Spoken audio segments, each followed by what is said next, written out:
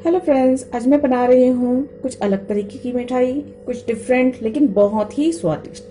तो ये कौन सी मिठाई है और कैसे बनती बनती है, चलिए फटाफट से देख लेते हैं। अगर वीडियो पसंद आए, रेसिपी पसंद आए तो वीडियो को लाइक, शेयर और सब्सक्राइब जरूर कीजिएगा चैनल को। चलिए स्टार्ट करते हैं बनाना। Hello everyone, easy cooking channel में आप सबका बहुत बहुत स्वागत है। आज मैं आप लोगों के साथ शेयर कर रही हूँ मैंगो कोकोनट बर्फी की रेसिपी। गर्मी के दिनों में ठंडी ठंडी कोकोनट बर्फी बहुत अच्छी लगती है और मैंगो के फ्लेवर में हो तो और भी अच्छी लगती है। मैंगो का सीजन चल रहा है तो ये एक थोड़ी सी डिफरेंट रेसिपी बनती है, अच्छी लगती है। ठंडी ठंडी कोकोनट बर्फी जो है तो मैंगो के फ्लेवर में बनाएंगे। तो सबसे पहले यहाँ पे मैंने फ्रेश नारियल लिया है और ताजे आम हम लेंगे, मीठे पके हुए। तो यहाँ सबसे पहले तो नारियल को हम छिलका निकाल लेते हैं और छोटे टुकड़ों में कट कर लेते हैं। और जैसे जैसे स्टेप बाय स्टेप काम बढ़ते जाएगा मैं चीज़ें आपको बताती चली जाऊंगी। आज मैंने सारी चीज़ें निकाल कर नहीं रखी है पहले से ही, तो ये है। और इसे बस ताजे नारियल को हम सबसे पहले इसका छिलका निकाल लेते हैं, ये ब्राउन पार्ट। आप चाहे तो ना निकालें तो भी चलेगा, लेकिन निकाल लें तो कलर टेक्सचर बहुत अच्छा आ जाता है, वरना थोड़ा सा ऐसे ब्राउन ब्राउन सा नजर आता है। बस इतनी सी ही बात होती है। आप चाहे तो बिना इस छिलके को निकाले भी बर्फी को बना सकते हैं। बहुत आसानी से इसका छिलका निकल जाता है, ये देखिए। तो बस इसे इसी तरीके से छिलका निकाल लेते हैं हम सारा, और छोटे टुकड़ों में इस तरीके से छोटे टुकड़े हम कर लेंगे,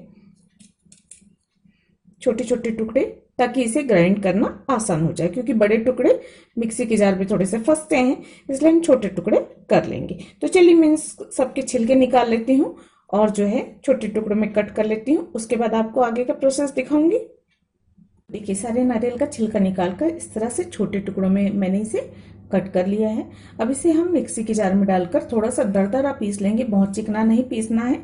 आप चाहे तो चिकना पीस सकते हैं अगर आपको चिकना है चाहिए तो, या फिर आप चाहे तो कद्दूकस कर सकते हैं, या फिर थोड़ा सा मीडियम चिकना आप पीस सकते हैं, जैसा आप चाहें। वो टेक्सचर आपकी इच्छा पर निर्भर करता है। और इसे पीसने के लिए हमें थोड़े से पानी, थोड़ा सा दूध की जरूरत पड़ेगी। तो यहाँ पे मैंने 1 कटोरी दूध लिया हुआ है और दूध के ऊपर की मलाई के साथ लिया हुआ है, ताकि थोड़ा सा अच्छा सा क्रीमी टेक्सचर आ जाए। और अगर आप दूध के ऊपर की मलाई दूध नहीं डालना चाहते तो दूध पाउडर का भी प्रयोग कर सकते, तो दूध पाउडर हम बाद में डालेंगे। और इसे आप पानी के साथ सहायता से पीस सकते हैं, क्योंकि नारियल सादा ऐसे पीस पाना मुश्किल होता है, इसलिए थोड़ी मात्रा में, बहुत गीला नहीं करना है, वरना जो है नारियल को सेकने में टाइम लग जाएगा।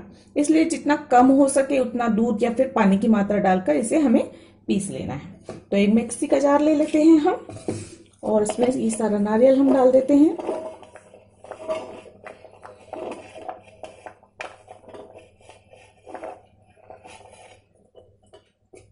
दो बार में करके हम पीस लेंगे, एक बार में नहीं आएगा।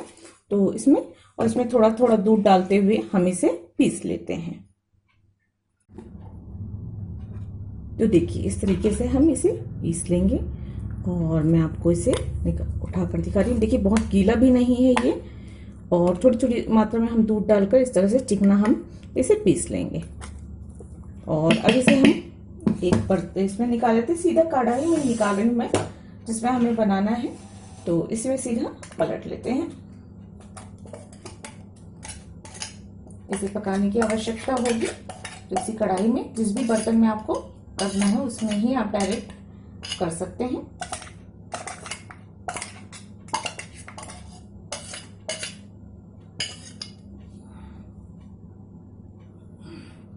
तो ये देखिए, मैंने इस तरीके से इसे निकाल लिया है।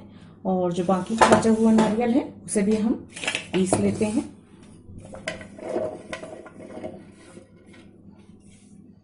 थोड़ा थोड़ा करके हम इसमें दूध भी डाल देते हैं और जो है इसे भी चिकना पीस लेते हैं। तो देखिए, बाकी बचा भी नारियल मैंने पीस लिया है इसी तरीके से चिकना, और इसे भी मैं पलट देती हूँ इसी नारियल के साथ। सारा हम इसमें निकाल लेते हैं।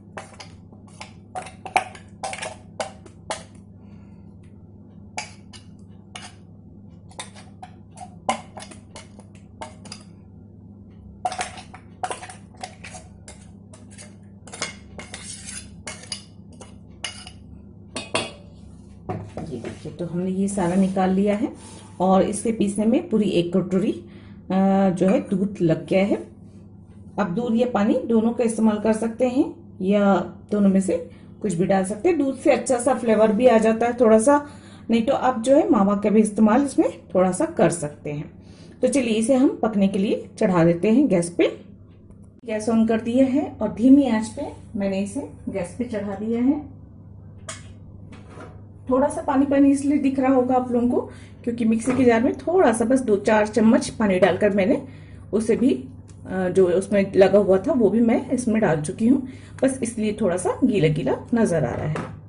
कुछ लोग बोलेंगे कि ये गीला कैसे हो गया, इसलिए मैं डिटेल में आप लोगों को बता रही हूँ। और बस इसे अब हम बीच बीच में चलाते रहेंगे और धीमी आंच में हमें इसे पकाना है। आप चाहे तो ढक्कन लगा सकते हैं, चाहे तो ऐसे ही पका सकते हैं। तो बस बीच बीच में हम इसे चलाते रहेंगे ताकि नारियल जो है नीचे से जले नहीं। और तब जब तक ये अच्छे से सिक रहा है तब तक हम दूसरी तैयारी कर लेते हैं। तक नारियल जो है अच्छे से पक रहा है और सिक रहा है तब तक हम जो है आम का पल्प निकाल लेते हैं। तो इसके लिए आम लिया है मैंने यहाँ पे, और यहाँ पे मैं दशहरी ली हूँ क्योंकि दशहरी में न तो रेशे होते हैं और काफी मीठा होता है। आपके यहाँ पे जो भी किस्म के आम ऐसे आते होंगे जो बहुत मीठे होते होंगे और रेशे नहीं होते होंगे वही लीजिएगा। और लगभग 2 कटोरी हमें गूदा इसका चाहिए होगा, पल्प चाहिए होगा। तो आप जो है इसका छिलका और गुठली हटाकर पल्प निकाल सकते हैं। अगर रेशे वाले आम हो तो आप उसका पल्प बना के उसे छान भी सकते हैं। तो चलिए इसका पल्प निकाल लेते हैं हम। तो इसका हम छिलका हटाकर जो है इसका गूदा हम निकाल लेते हैं।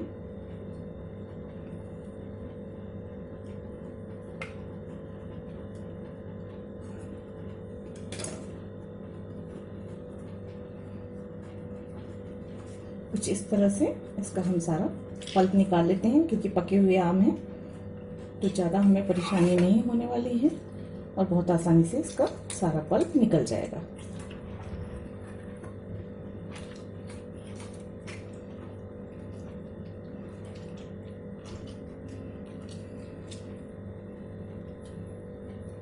तो इसी तरीके से सारा हम निकाल लेते हैं इसका पल्प और उसके बाद मैं आपको दिखाती हूँ। इस तरीके से मैंने आम का पल्प निकाल लिया है और क्योंकि इसमें थोड़े से रेशे हैं, थोड़े से ऐसे गूदा अलग अलग सा नजर आ रहा है, तो इसे स्मूथ करने के लिए एक बार हम मिक्सी के जार में डालकर चला देंगे। बस ऑन ऑफ करते हुए चलाना है, बहुत ज्यादा हमें इसे पीसने की बिल्कुल भी जरूरत नहीं है। तो बस इसे हम एक बार कुछ सेकंड्स पीस लेते हैं। तो देखिए ये बहुत अच्छे से चिकना हो चुका है। अब इसे हम निकाल लेते हैं वापस इसे बाउल में। लगभग ये 1 से 1.5 कटोरी होगा। आप इसकी मात्रा थोड़ी कम या ज्यादा कर सकते हैं अपने स्वाद अनुसार। 2 कटोरी करीब नारियल होगा तो हमने यहाँ पे 1.5 कटोरी लगभग या 1.5 से 2 कटोरी हम यहाँ पे आम का पल्प इस्तेमाल करेंगे।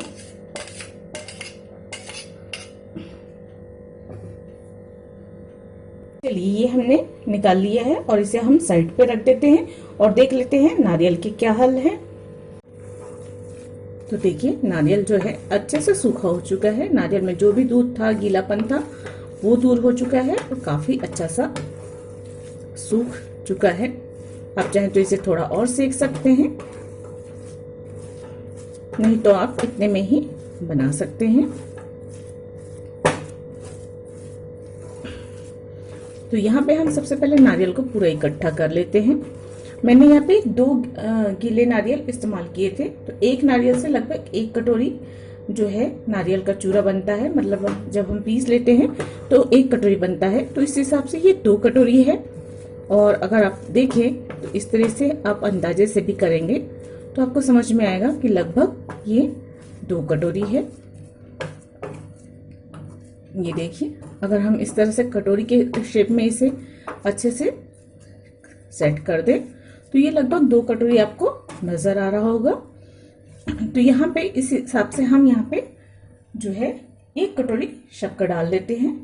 नॉर्मल शक्कर है, आप पीस कर भी इस्तेमाल कर सकते हैं। आम वैसे भी बहुत मीठा है तो आम के हिसाब से हमें शक्कर नहीं डालना है। यहाँ पे हम सिर्फ नारियल के हिसाब से शक्कर डालेंगे।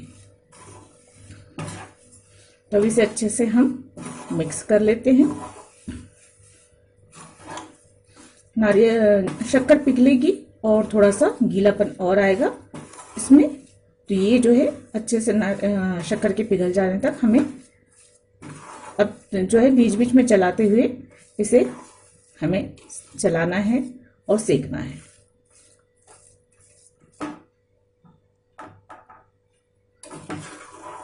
शक्कर डाल जाने के बाद नारियल जलने के चांसेस बढ़ जाते हैं, तो बिल्कुल भी हमें इसे छोड़ना नहीं है और लगातार तो नहीं चलाना है, लेकिन हाँ कुछ कुछ सेकंड्स में हम इसे चलाते रहेंगे।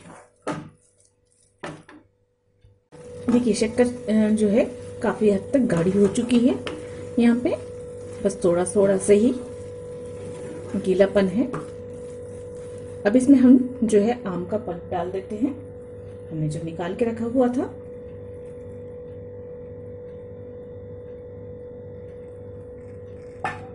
और इसे मिक्स कर देते हैं। देखिए यहाँ पे आम का कलर बहुत अच्छा सा आया हुआ है, तो हमें एक्स्ट्रा में कलर वगैरह डालने की जरूरत नहीं है। आप चाहें तो अगर कलर का इस्तेमाल कर सकते हैं, बट अगर आम अच्छे कलर वाले होंगे तो फिर आपको एक्स्ट्रा में कलर डालने की बिल्कुल भी आवश्यकता नहीं होगी। तो अब इसे हम लगातार चलाते हुए थोड़ा सा मीडियम फ्लेम पे गाढ़ा हो जाने तक पका लेते हैं।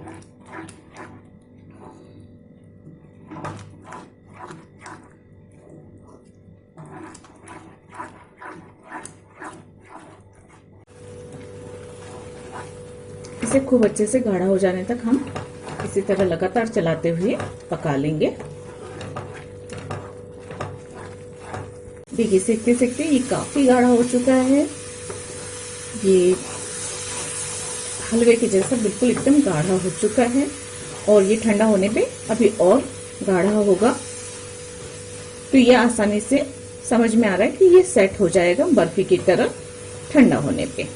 तो इस बात का ध्यान रखें कि एकदम हलवे जैसा हो जाए, ताकि जो है बर्फी अच्छे से सेट हो सके। नहीं तो अगर आप गीला गीला रखेंगे तो बर्फी जो है अच्छे से सेट नहीं होगी। तो यहाँ पे मैं 4 से 5 हरी इलायची को मैंने कूट लिया है दरदरा, और इसे मिक्स कर देती हूँ इसमें। इससे जो है ये डाइजेशन के लिए भी बहुत अच्छा होता है, इससे टेस्ट भी बहुत अच्छा आता है, खुशबू भी बहुत अच्छी आती है। तो ये मैंने इसमें मिक्स कर दिया है। गैस की फ्लेम बंद कर देती हूँ मैं, और इसे अच्छे से हम मिला लेते हैं।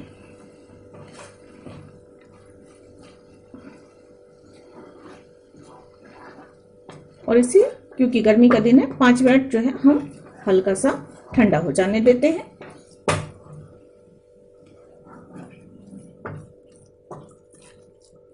इसे ऐसे ही ठंडा हो जाने देते हैं। उसके बाद जो है हम इसे बर्फी जमाने के लिए सेट करेंगे।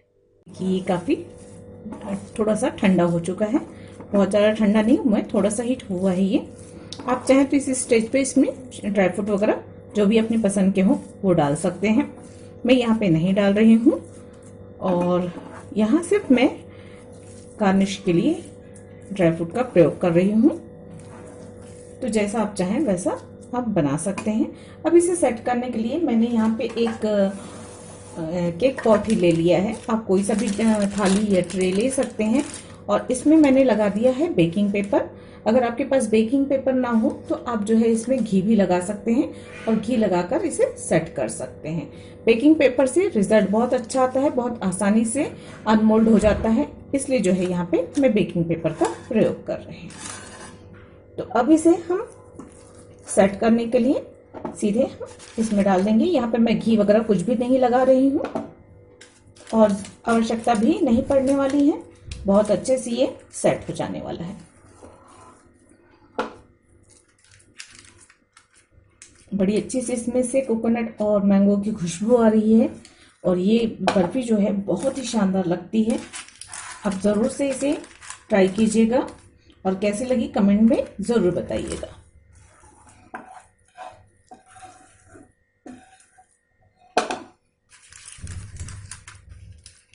चारों तरफ फैलाते हुए हम इसे कर देंगे, और थोड़ा अच्छे से हम दबा देंगे। अब इसे चिकना करने के लिए एक चम्मच में हल्का सा घी लगाकर भी इसे टैप कर सकते हैं जिससे जो है एकदम चिकना हो जाएगा। इसे अच्छे से हमें दबाना है, बीच में एयर नहीं रहना चाहिए, नहीं तो फिर बर्फी बाद में जब हम कट करेंगे तो ये टूटेगी। तो इस तरीके से हम इसे अच्छे से टैप कर देते हैं। गार्निश के लिए मैं जो है बादाम का प्रयोग कर रही हूँ। थोड़े से बादाम कतरे हुए, आप अपनी पसंद की कोई से भी मेवा इस्तेमाल कर सकते हैं। और साथ ही साथ इसमें थोड़े से कलर देने के लिए पम्पकिन सीड का इस्तेमाल कर रही हूँ मैं। आप पिस्ता का भी इस्तेमाल कर सकते हैं, इससे जो है कलर कॉम्बिनेशन बहुत अच्छा बनता है और दिखने में बहुत ही खूबसूरत लगता है।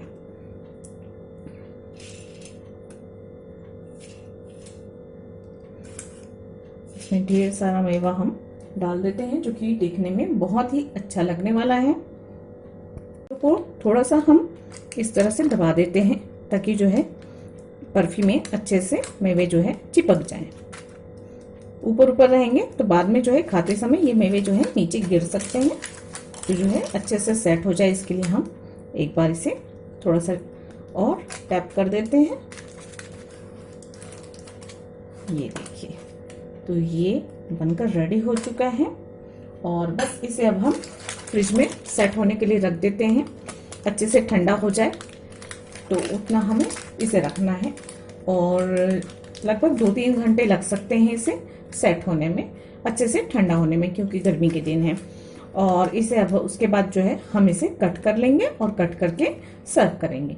इस बर्फी को आप 1 हफ्ते तक फ्रिज में स्टोर कर सकते हैं और स्टोर करके खा सकते हैं। खाने में बहुत स्वादिष्ट लगती है और दिखने में भी ये बहुत खूबसूरत लग रही है। तो चलिए मैं इसे रख देती हूँ फ्रिज में और उसके बाद आपको सेट हो जाने पर दिखाती हूँ। तो देखिए ये बर्फी जो है बहुत अच्छे से सेट हो चुकी है। मैंने इसे फ्रिज से निकाल लिया है और आप इसे टच करके देखोगे तो ये थोड़ी सी सख्त नज़र आती है, छूने से महसूस होता है।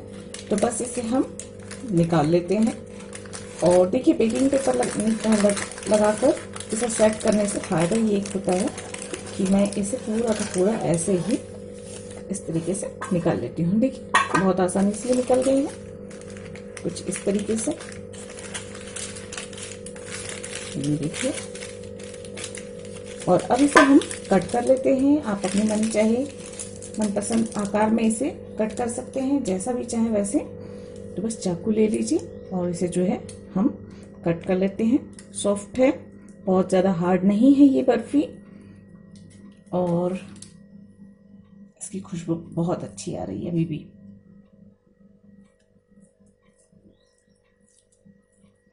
इस तरीके से हम इसे कट कर लेते हैं, छोटा बड़ा आप जैसा चाहें वैसा कट कर सकते हैं।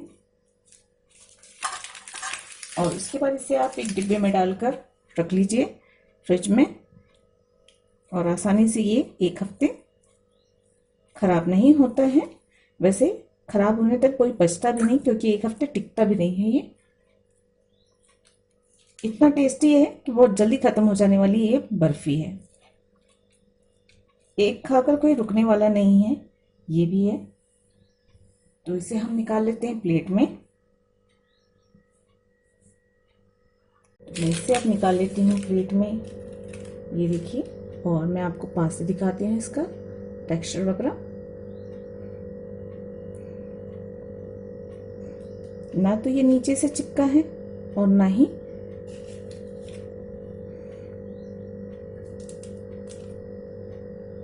इसको निकालने में किसी प्रकार की प्रॉब्लम होती है। और आप देख सकते हैं ये कितनी आसानी से निकल जा रहा है, नीचे से चिपक भी नहीं रहा है। तो बेकिंग पेपर लगाने से यही एक फ़ायदा होता है कि हमें एक्स्ट्रा में घी लगाने की भी ज़रूरत नहीं है और जो है ये बहुत आसानी से निकल भी जाता है।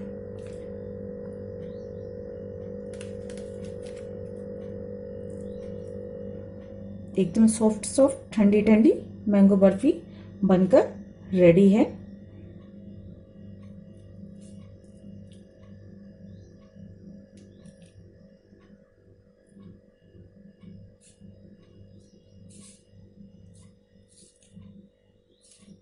ये देखिए, ये देखिए, दिख रही है ना, बहुत खूबसूरत, बिल्कुल देखकर लालच आ रहा है।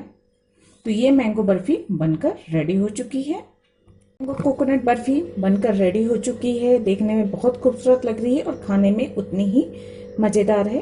तो उम्मीद करती हूँ ये रेसिपी आप लोगों को पसंद आई होगी। अगर ऐसा है तो प्लीज लाइक कीजिएगा, शेयर कीजिएगा वीडियो को अपने फैमिली फ्रेंड्स के साथ और बनाकर जरूर देखिएगा। अगर आपने कभी ये नहीं बनाया है तो जरूर ट्राई कीजिएगा और कमेंट करके बताइएगा।